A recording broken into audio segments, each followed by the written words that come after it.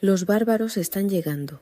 Ahora tenemos que hablar de los bárbaros, y lo primero que tienes que entender es que bárbaro no significa mi salvaje estúpido que comen con las manos y viven en cuevas. Es simplemente la palabra romana para cualquiera que no hablara griego o latín. Viene de barbaroi, que es bar, el sonido que los griegos pensaban que hacían los extranjeros al hablar. Muchos de estos bárbaros habían vivido junto a las fronteras romanas durante generaciones. Comerciaban con Roma, servían en el ejército romano, algunos de sus líderes tenían educación romana. No eran aliens de otro planeta, eran vecinos, pero en la segunda mitad del siglo IV algo cambia, algo grande viene del este, algo aterrador. Los hunos. Los hunos son nómadas de las estepas asiáticas, son jinetes increíbles, arqueros mortales y absolutamente implacables en la guerra, y en algún momento, alrededor del año 370, empiezan a moverse hacia el oeste, como una ola destructiva. Lo primero que golpean son los ostrogodos, al norte del Mar Negro. Los ostrogodos son guerreros duros, pero los hunos los destruyen. Los que sobreviven huyen al oeste. ¿Y a quién encuentran? A los visigodos. Los visigodos también huyen, pero ¿a dónde vas cuando tienes cientos de miles de refugiados y un ejército uno pisándote los talones? Vas a las fronteras del Imperio Romano y dices, por favor déjenos entrar. Nos convertiremos en aliados, lucharemos por ustedes, solo déjenos cruzar el Danubio. Y en el 376 el emperador Valente dice que sí, lo cual es un error masivo, porque los funcionarios romanos encargados de recibir a estos refugiados son absolutamente corruptos. Se supone que deben darles comida y tierras. En cambio los estafan, los abusan, hasta les venden a sus propios hijos como esclavos. Los visigodos se rebelan y en el 378 en la batalla de Adrianópolis destruyen un ejército romano completo. El emperador Valente muere en la batalla. Es una de las peores derrotas en la historia romana. Los romanos logran hacer las paces con los visigodos eventualmente, pero el mensaje está claro: Roma ya no puede controlar lo que sucede dentro de sus propias fronteras. Alarico y el saqueo que conmocionó al mundo. Alarico, recuerda ese nombre. Es un visigodo que sirvió en el ejército romano. Luchó por Roma, esperaba ser recompensado con tierras y títulos para su pueblo. Roma le prometió muchas cosas y Roma no cumplió ninguna de ellas. Así que en el año 401 Alarico se cansa e invade Italia con su ejército visigodo. El emperador Honorio huye de Milán a Rávena, una ciudad rodeada de pantanos y mucho más fácil de defender. Roma, la ciudad, queda expuesta. Durante los siguientes años, Alarico y Roma juegan un juego mortal de gato y ratón. Alarico no quiere destruir Roma, quiere que Roma cumpla sus promesas. Quiere tierras en Italia o en Galia y quiere reconocimiento oficial.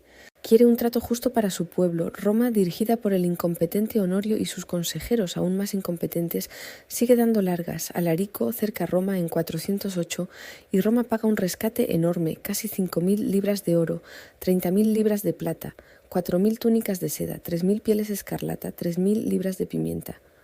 Alarico se retira, pero cerca Roma de nuevo en 409 instala su propio emperador títere. El caos político es total y el emperador títere no dura. Alarico se retira otra vez. En 410, Alarico cerca Roma por tercera vez. Esta vez se acabaron las negociaciones, se acabó la paciencia. El 24 de agosto del año 410, Alarico y sus visigodos entran en Roma. Durante 3 días saquean la ciudad. Ahora, para ser justos con Alarico, no fue una masacre total. Era cristiano, así que respetó las iglesias, prohibió matar dentro de los edificios religiosos.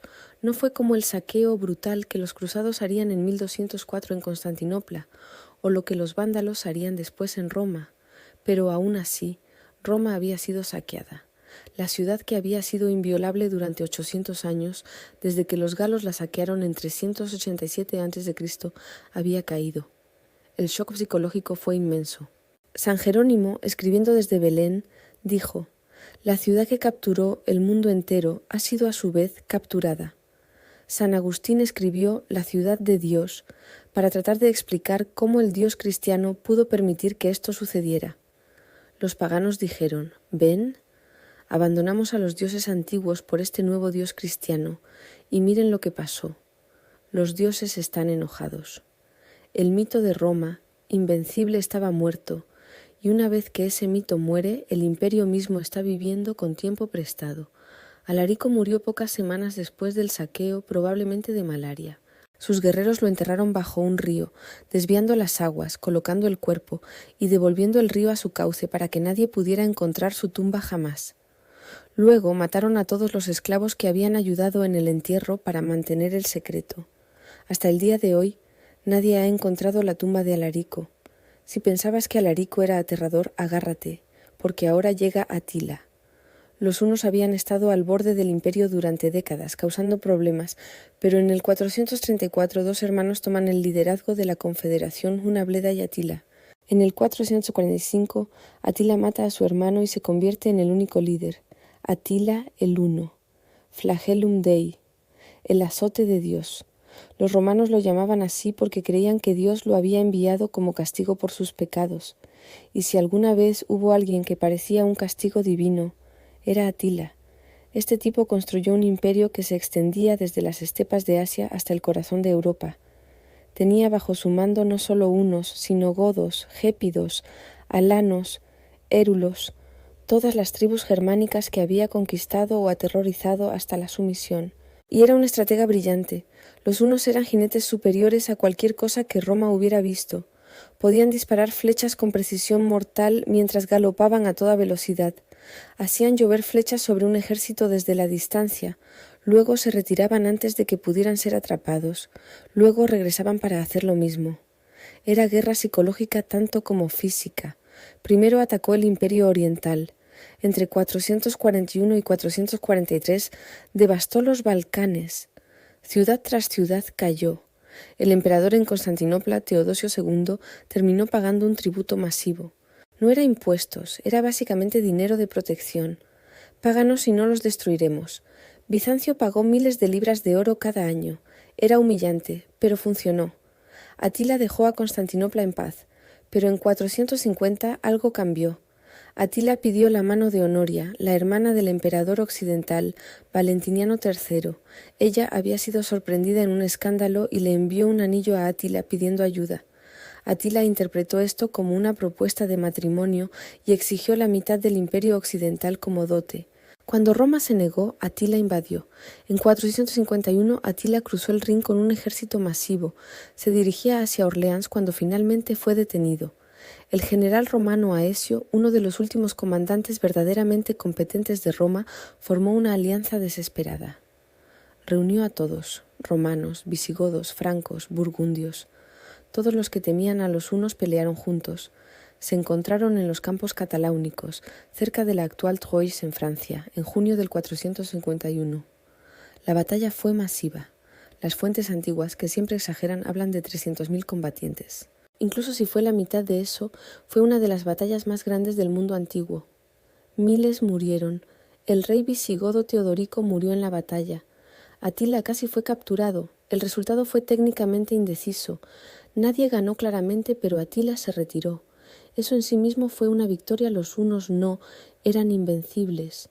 Pero Atila no había terminado. En 452 invadió Italia.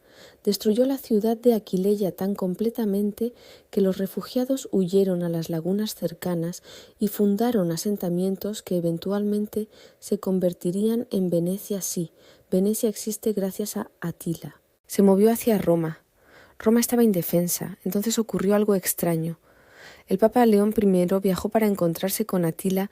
Nadie sabe exactamente qué se dijeron. Las leyendas cristianas dicen que el Papa convenció a Atila mediante un milagro. Algunos dicen que vio una visión de San Pedro y San Pablo amenazándolo con espadas. Otros dicen que fue más práctico Atila. Estaba preocupado por la enfermedad en su ejército. Había una plaga. Preocupado por un contraataque del ejército oriental y Roma ya había sido saqueada recientemente, así que no había mucho que robar. Probablemente fue una combinación de todo, pero sea cual sea la razón, Atila se retiró y Roma se salvó. En 453, Atila murió en su noche de bodas.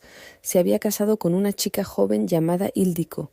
Esa noche tuvo una hemorragia nasal masiva, probablemente exacerbada por beber demasiado, se ahogó en su propia sangre y murió. Sin Atila, el imperio huno se desintegró casi inmediatamente. Sus hijos pelearon por el poder y las tribus sometidas se rebelaron. En una generación los hunos habían desaparecido de la historia, pero el daño estaba hecho. Roma occidental estaba arruinada, despoblada, exhausta, y lo peor estaba por venir.